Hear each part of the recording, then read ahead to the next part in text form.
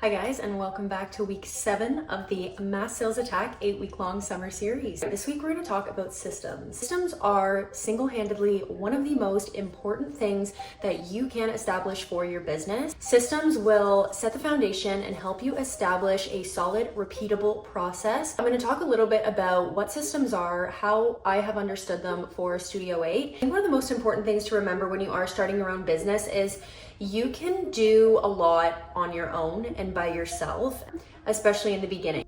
This is only going to get you so far. There is strength in numbers. There is strength in having the right people, the right systems, and the right processes in place for you and for your business. Systems will only help you in the long run. So what is a system? I like to think of systems as the operating manual for your business.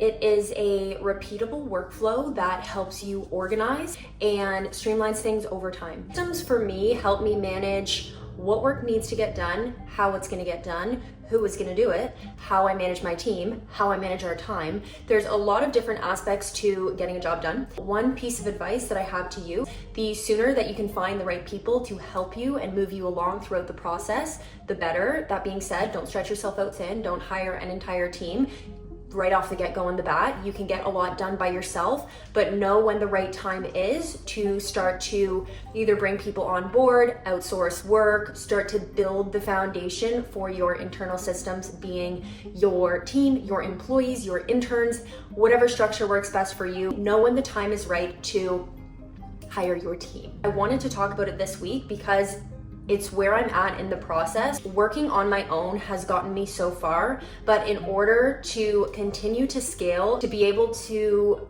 run my business in a way that doesn't run me into the ground is my number one priority. I think one really important thing is the difference between a process and a system. Let's say Studio 8 has a social media client that we produce content for each month. Clearly there is an internal process that needs to be put into place to get the work done. Concepting out what the content is going to look like each month, producing the content, posting the content, reporting on the content, and then using that to inform what's working best for the next month's content. So that would be our process to get it done. A process is not necessarily the same thing as a system. That process could be done by me. That process could be done by my employee. A process is something just to get from A to Z.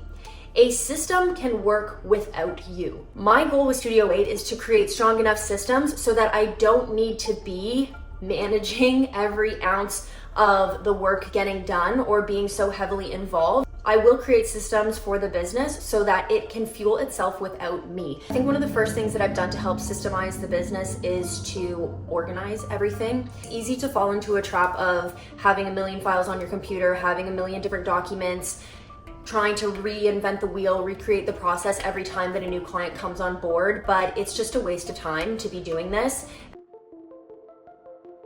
So for example, we have a good system for onboarding new clients. It starts with, of course, pitching. How do we pitch? We pitch the same way. We pitch with the same document every time, but we personalize pieces of it unless there are some exceptions where it has to be a little bit more personalized. But for the most part, so that we don't have to reinvent the wheel every single time, our pitch deck remains a staple, a universal piece for Studio 8. We go out, we get in contact with them, we get them onto a call. Once we have the call, we send that over, we carve out the pricing, we have a second call with them to walk them through that. They sign off, and then we move into onboarding. Onboarding, we have a system for that as well. There needs to be a system within the execution side as well. How we get the work done, the process that we need, who we need involved, as well as how much time that it's going to take. You can imagine very quickly how things begin to add up within an agency structure when you have multiple clients, a small team. It can be tricky to figure out how to divide things up in a way that makes the most sense. And I think one of the biggest challenges for me right now is I don't have a lot of people on the team, but we're getting a bit of a larger influx in work. So my priorities right now are still very heavily within the hands-on side of the business. My goal is to create strong systems so that I can get the right people on the team doing the doing within the world of Studio 8.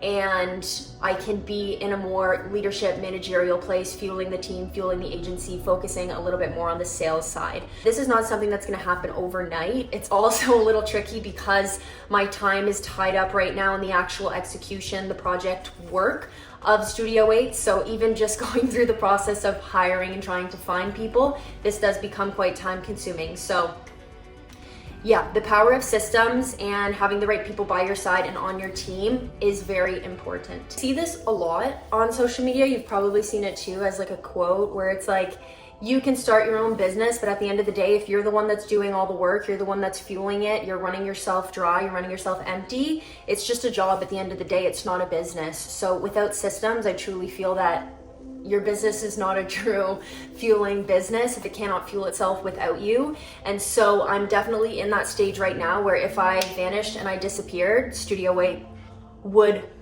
poof away with me. So yeah, I'm trying hard to get out of that. Project management and good organizational skills helps you a lot when you are trying to build systems. I'm going to explain a couple of different systems that we have in place. Because your business is one giant collection of systems, and I mean, be endless, but I'll try to get a little bit more specific. All communications and different applications that we use most commonly are through Outlook. So both myself and Simonette are signed up through Outlook. We share all of our key documents. We house them within organized folders within the Outlook cloud so that we can both have access to them whenever we have a new client coming in or we need specific templates or documents. Yeah, we've been building that out over the last little bit, which is super helpful again, so that anytime that we need to build a new presentation deck or we need something that's easy, convenient that we've done in the past, it's all stored in a communal location on our shared drive, which is great. So I would say finding a good sharing system. I know some people use Google, some people use Outlook. Outlook is definitely my platform of choice. So yeah, that's very high level, like how we communicate online. The second system that I want to go through is our weekly operating rhythm. How I prioritize my tasks from Monday, I'm not gonna say Monday, okay, it's usually Monday through to Sunday, but I'll just say Monday to Friday for, business day sense. I like to have my week organized, my priorities laid out before Monday even hits.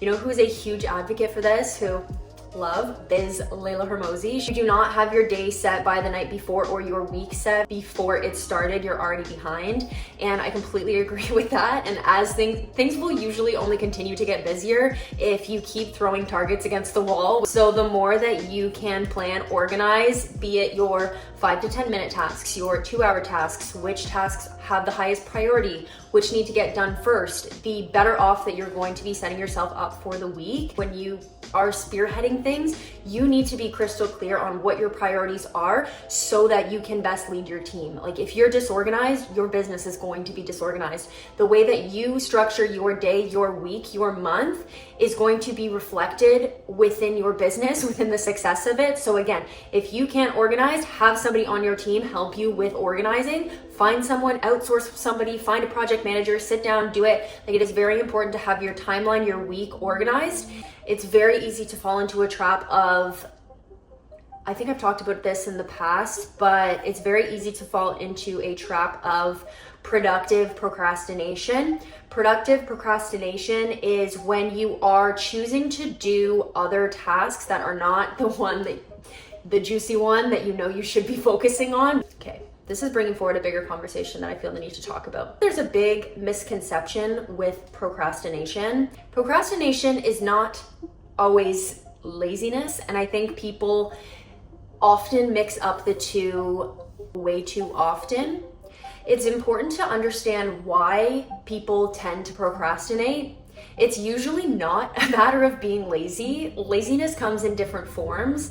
When you procrastinate, and the more that you can be aware of this, and I have done this over the last couple of years, which is like being aware of why you're actually procrastinating something, there's usually an element of fear behind the procrastination. If I have a to-do list and I have, let's say there's like 10 things on the to-do list, there's gonna be one that's probably the scariest. The one that's the scariest is definitely the one that you're going to want to procrastinate the most. The more that you can understand why you're actually, where that fear is coming from, what is causing you to procrastinate? Is it you're afraid that the result, you may fall short? You're afraid you may underperform? You have to step up. Maybe it's a bit of a greater task, a bit of a harder one for you. There's an element of something maybe that feels new to you, like a newness. Whatever it is, understanding why that fear is there and stepping through it, pushing yourself to do it is a really good way to start to reframe procrastination and kind of get to the root of why you're actually procrastinating it.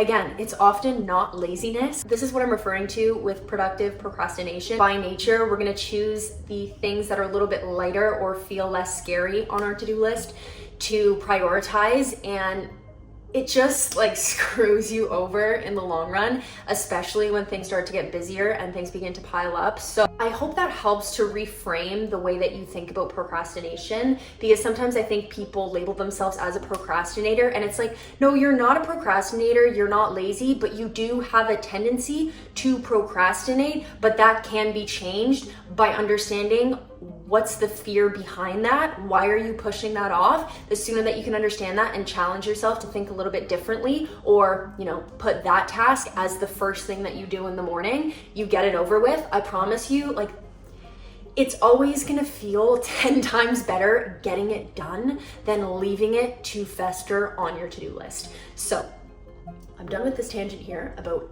procrastination. What I was getting to was the system of organizing your schedule in a very strategic way, from day by day, hour by hour, the 5-minute, 10-minute tasks, and then your single-handed most important things that you need to be getting done that week, because those are the ones that you will tend to procrastinate. So do those first. Make sure at minimum that those are slotted into your schedule so that you can attack them, you can get them off your plate, and I promise you, you're gonna feel so much better week by week by just doing some of these simple systems of organizing yourself. Okay, the third system that I wanna talk about a little bit is how we organize our client work. The way that I've tried to create some repeatable workflows is by having key documents all stored in a communal place that are easy to access, so that I don't need to remake a document every time that we have a similar piece of work coming in. So for each of our clients, I have a specific Notion page that I'll fill in with any key documents, information, the brief, so that everything's stored in a communal location, a communal place. This really helps to, again, keep things organized. And the more that we can have repeatable templates, documents, things like one creative brief, we don't need to remake a creative brief every time we have something, the better, as well as just a process for like when we're doing strategy work. How do we do it? How do we do research? How much time do we need to do the research? Like, all of these different things play a role in creating repeatable processes when working with clients.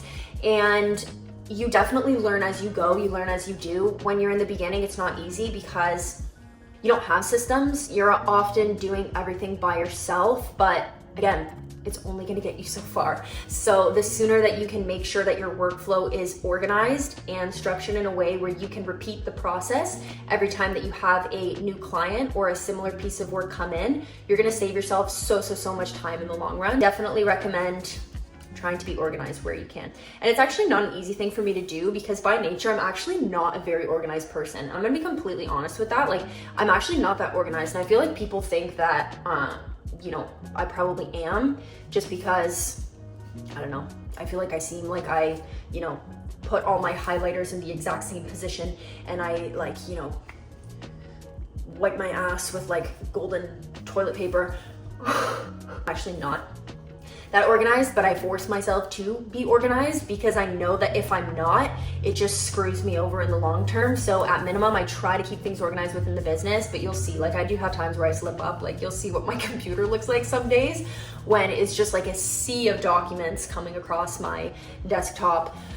I'm also like really struggling with space across all my devices right now, and I just clear it out when I need to. But yeah, I don't know. I'm really trying to be a little more organized with like my documents and stuff like that, because it's a lot that comes in and out of my laptop. So yeah, even just having like communal storage locations, and again, like I was referring to, saving stuff on a drive so that you don't have to like mine and dig for things on your computer, or like be kind of sporadically moving things off of your computer onto the iPad or onto an external drive, whatever it is. Like, that stuff does take up time, and I have been doing that for a while, and it doesn't get you very far, especially when your time is very precious, when you're starting a business, when you have a lot of things to do. At the end of the day, your system doesn't have to be perfect. Often they're not, and you're constantly refining or finding better ways to do things, but being aware is the first thing, and it's exactly where I'm at in this process.